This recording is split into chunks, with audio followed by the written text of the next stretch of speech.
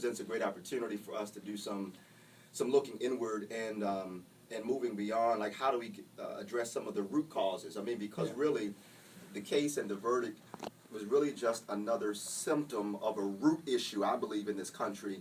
And we have an opportunity now to go back to the root. I mean, we can keep on swiping at branches all day long, but the root of the issue points back to, at least in this particular case for me, the systemic issues of injustice in the systems of the country, right? And I think I was listening to earlier when you were talking about that tragic incident with the young man who was killed in Chicago. And just how you're so right to raise that we have to engage the complexity of our situation.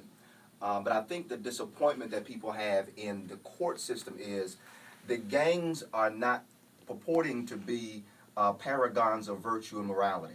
Gangbangers have no shame about saying we gangbangers. This is what we do. We kill, shoot. Yeah. It is the law of this land that purports itself to be this pinnacle of fairness and equality, blind justice. Yeah. And I think that's where a lot of disappointment comes when you say that you're blind justice and it looks like you're not. Yeah. Then people have, people can get up in arms about that. And so I think that's the point. Another just quick piece is, I was reading this great article this morning. I'll shoot it to you because I think it'll be helpful to expand, even as you're helping to sharpen us this morning.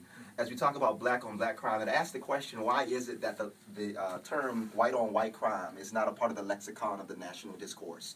Latino on Latino, white on white. You know what I mean? And so, what is some of the underlying motivations behind continuing to further this phrase, black on black, as if other groups don't engage in violence against their own selves at the same time? You know what I mean? And so I think there are some factors that want to make black people synonymous with violence. And we hear it sometimes when we get together and we say, there's a whole lot of black folks and nobody hitting each other. Nobody hit each other. Nobody. Yeah, we had an event. It was thousands of There's thousands, no fighting. That's right. Right. That sometimes belies a internalized depression because we believe that we can't even hang out together. Now here we have 4 black men in a room. Yeah. Nobody swung on each other. Nobody's cutting each other. Nobody's. It's too early. It's too early. But it's not even the expectation because we've not internalized that. And so I just think sometimes it's good for us to push back a little bit on that term because we don't want to internalize somebody else's opinions and thoughts about who we are as a people.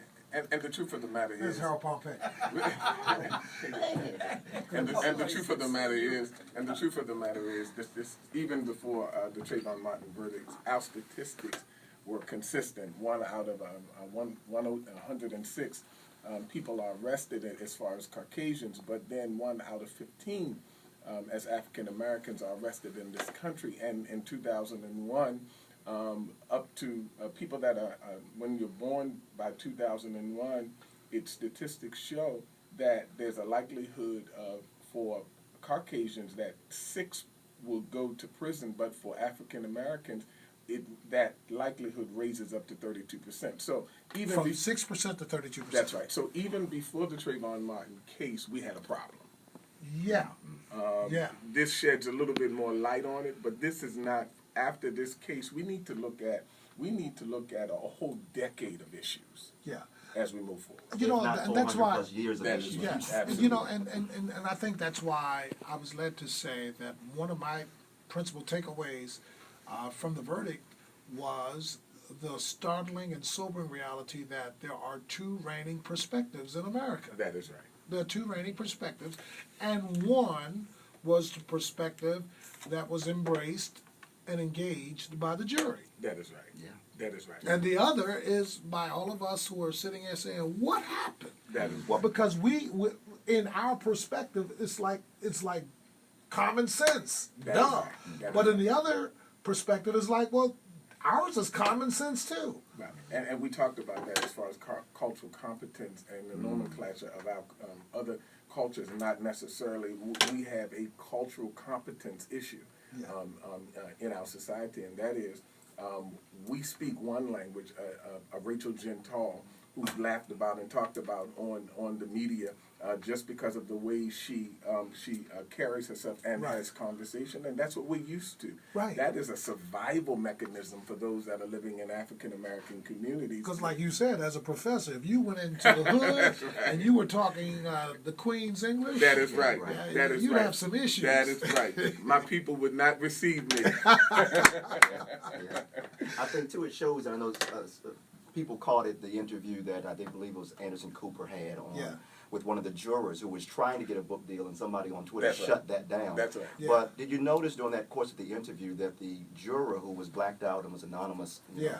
Did you notice that when she referred to Zimmerman, she called him George? That's and when she referred to Trayvon, she said "boy of color."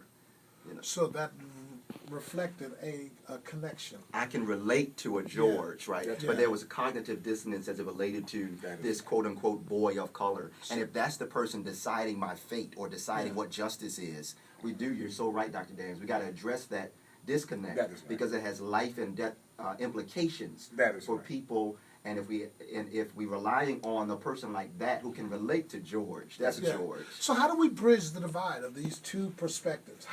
We see it every day in our face: liberal versus conservative, right wing versus left wing, Republican versus Democrat, upper class, lower class. How do we bridge this divide? Well, I think first of all, it is a divide that's been built into the fabric of the history of our country. Yeah. So you're saying it's premeditated? Oh, absolutely. It's been introduced in the fabric of historically of our country, and it's almost like how do we go back and deconstruct so that we can bring some kind of strategy to where we want to go, and that's a difficult question because. What we found even during the elections, we found that there were people that aligned with. I have several friends who are Caucasian and African American that aligned with the Conservative Party and also the Democratic Party Because of those views. because of views or the implied views. Yes. Because we know that each party uses that as a platform for That's correct. other kind of interests. That's correct. And that is the challenge. And as a people, we need to begin to educate our young people regarding that these are the pros and cons of taking one or the other position. But we also need to make sure that they're well informed and they know how to navigate both of those systems. I don't see them going away no time they're soon. not going away because But they're part of the fight. That is right. It is part of the And fight. my mama used to say, you got to learn how to take the meat That and is right. get rid of the bones. That is right. Get rid of the bones. Listen, we're going to come back in just a second, gentlemen. We've got some callers calling in and allow them to kind of interact with Sure. us and get their thoughts because hopefully at the end of the day, with this open forum for discussion, we can bring a sense of normalcy about where we go from here. That's right. Instead of just, we can't operate on emotion. No. You can't accomplish. Last time I checked, last time I got in the fight and I was emotional, I got my butt whipped. That's right. That's right. That's right. It takes your rationality. It takes it away. 8:56. Good morning.